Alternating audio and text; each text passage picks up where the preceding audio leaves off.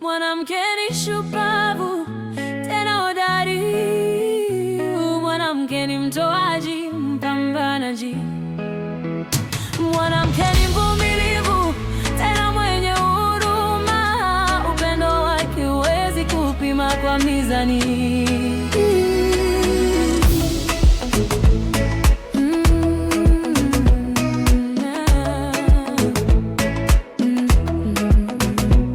Kuna wengine masingo mama wanapitia magumu mengi, hawajawahi kukata tamaa, kulipa karo za shule na bili za maji, afya au kulipa mahitaji yote ya shule.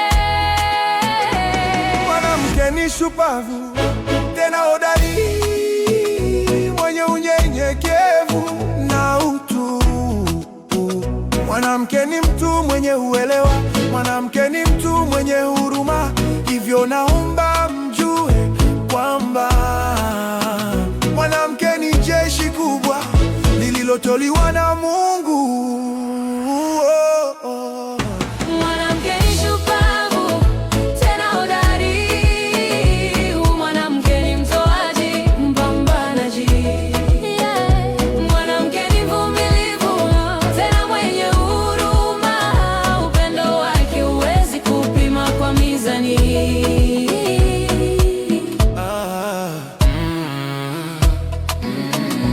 Kwangu mwanamke amechorwa kama mlezi, mtoaji, yani mama mzazi. Sasa niseme nini mimi? Mziwanda, kitinda mimba, mtoto wa kiume kwa mama. Nawapenda kina mama wote.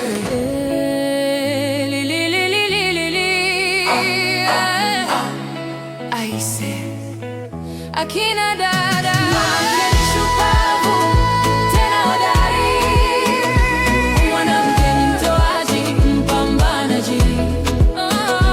Mwanamke ni mvumilivu tena mwenye huruma, upendo wake huwezi kupima kwa mizani. Mwanamke ni mpigania haki, mlinzi wa nyumba, mama shishaji, mama mlezi, mpigania ndoto. Hakika kwake napata changamoto, mtimiza maono, kiongozi bora, hekima na busara, na mshauri bora, mzazi bora.